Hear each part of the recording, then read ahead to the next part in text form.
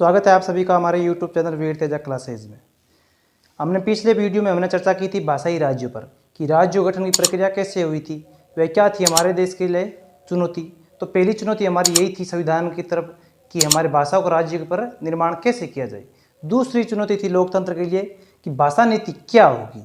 तो आज हम उसी पॉइंट पर चर्चा करेंगे कि भाषा नीति क्या है हमारे देश की। अगर हम बात करें भाषा नीति की तो जहन में सबसे पहला बात यही आती है कि राष्ट्रीय भाषा कि देश है, देश की राष्ट्रीय भाषा भी होगी।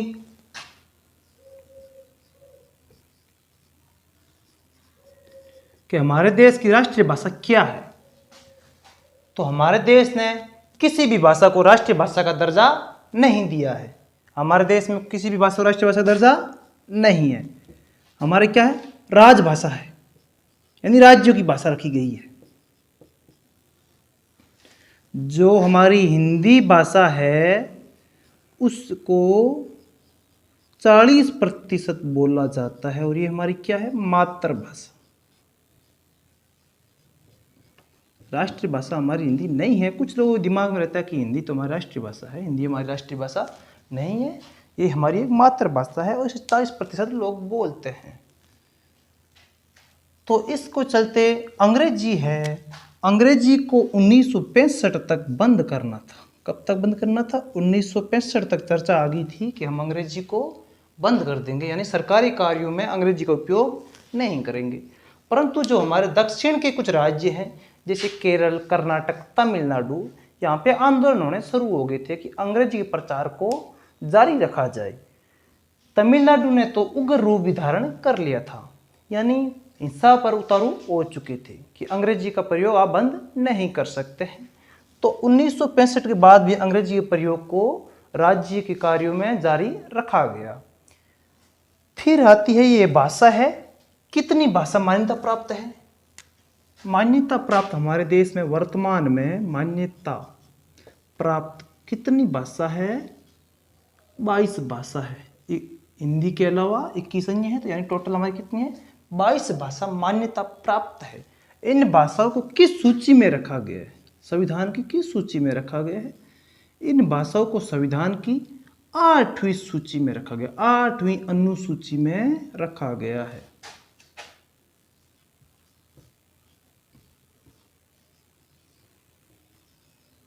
आठवीं अनुसूची में हमारी 22 भाषाओं को रखा गया है। अगर आप केंद्र की कोई परीक्षा दे रहे हो तो इन 22 भाषाओं में से किसी भी भाषा में आप केंद्र की परीक्षा दे सकते हैं।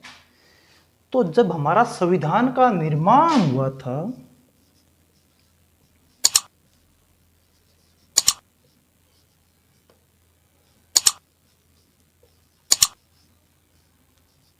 निर्माण के समय चौदह भाषा थी हमारी। कितनी भाषा थी? 14 भाषा थी। फिर सरवण सिंह समिति आई थी, उसने सिफारिश की कि 8 अन्य और भाषाओं को जोड़ा जाए। कितनी अन्य और भाषाएं? 8 अन्य भाषाएं।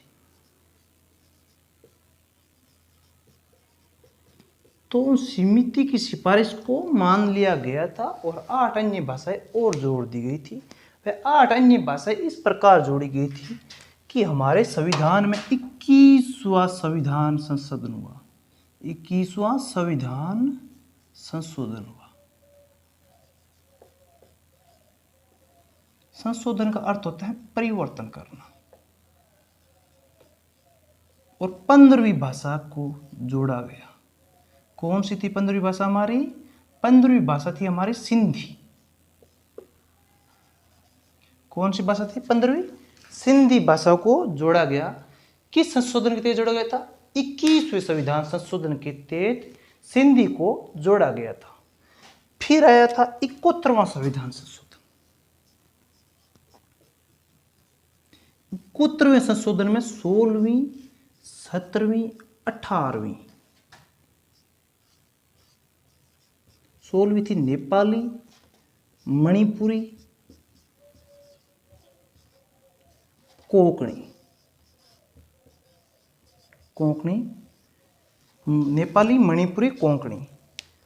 ट्रिक याद रखनी है इनकी, तो याद रखना नमक, जो घर में हम उपयोग में लेते ही हैं, नमक। नेपाली, मणिपुरी, कोंकणी। क्या थी? नेपाली, मणिपुरी, कोंकणी। 21वां हो गया, 71वां हो गया। 21 और 71 कितने होते हैं? दोनों मिलाकर होते हैं 92। तो 92वां संविधान संशोधन हुआ था।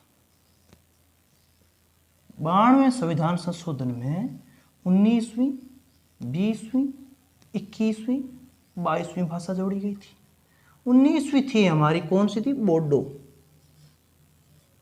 फिर थी हमारी डोगरी, फिर थी हमारी मैथिली, फिर थी हमारी संथाली।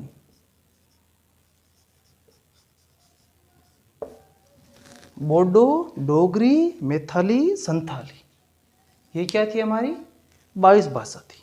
कुल मिलाकर अभी हमारे संविधान में मान्यता प्राप्त 22 भाषा है। इन 22 भाषाओं में हम क्या दे सकते हैं? कोई भी केंद्र की परीक्षा दे सकते हैं। ये तो जो चर्चा हुई, ये एग्जाम कॉम्पिटिशन लेवल दोगे ना आप एग्जाम, तो उनमें आ जाएंगे, उनमें ये पॉइंट पूछ लेते हैं। ये जो हमारा भाषा नीति का टॉपिक है, ये कक्षा 10वीं में भी है और ये कभी कभी टॉपिक 4 नंबर का आता है एग्जाम में। अगर 10वीं कक्षा के बारे में चर्चा करें तो हम उसमें इस प्रकार लिखेंगे कि हमारे संविधान की, जब हमारे देश ने संविधान की राह पर अपनी जीवन यात्रा शुरू की तो लोकतंत्र राजनीति के लिए दूसरी सबसे बड़ी समस्या थी कि भाषा नीति क्या होगी हमारे देश की। तो इसके चलते हुए हमारे देश ने हिंदी को तो मातृभाषा और बाकी सभी भाषाओं को राज्य भाषा का दर्जा दिया है और राष्ट्रीय भाषा को किसी को भी दर्जा नहीं दिया गया है। तो कुल मिलाकर उस समय संविधान में हमारे 14 भाषाएं रखी गई थी। फिर सरवण सिंह समिति ने सिफारिश की कि 8 अन्य भाषाएं और जोड़ा जाए। जो अंग्रेजी थी, इसके प्रयोग को हमें 1965 तक बंद कर देना चाहिए था, परंतु हमारे कुछ दक्षिणी राज्यों के प्रदर्शन के चलते हुए अंग्रेजी का प्रयोग को बंद नहीं किया गया। अब हम अंग्रेजी और हिंदी में भी परीक्षा देते हैं और हम केंद्र की किसी भी प्रकार की परीक्षा दे रहे हैं तो इन 22 भाषाओं में हम दे सकते हैं। तो 15वीं भाषा हमारे संविधान में 21वें संविधान संशोधन द्वारा जोड़ी गई थी, वह सिंधी थी। फिर हमारा 71वां संविधान संशोधन हुआ, उसमें नेपाली, मणिपुरी और कोंकणी को रखा गया था। फिर हमारा संविधान संशोधन कौन सा हुआ था? 92वें संविधान संशोधन, उसमें बोडो, डोगरी, मैथिली, संथाली को जोड़ा गया था। कुल मिलाकर अभी हमारे संविधान में 22 भाषाएं मान्यता प्राप्त है।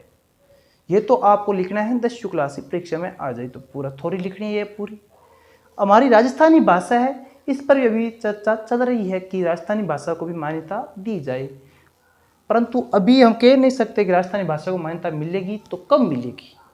परंतु ये जरूरी है कि आने वाले समय में राजस्थानी भाषा को मान्यता मिल जानी चाहिए और ये कोशिश रहेगी कि मिल जाएगी। अगर आपको इस वीडियो से संबंधित किसी भी प्रकार की समस्या है तो आप हमें कमेंट बॉक्स में बता सकते हैं। अगर आपको वीडियो अच्छा लगा है तो अपने दोस्तों को शेयर कीजिए और जो अभी हमारे चैनल पर नया आया है वह हमारे चैनल को सब्सक्राइब कर लीजिए, क्योंकि ऐसे ही हम लगातार वीडियो आपको देते रहेंगे। जिसने हमारा पहला पॉइंट नहीं देखा है कि पहली चुनौती क्या थी, भाषाई राज्य की थी, तो वह हमारा वीडियो देख सकता है। वह वीडियो हमने पहले से अपलोड कर दिया गया है। धन्यवाद हमारे साथ बने रहने के लिए।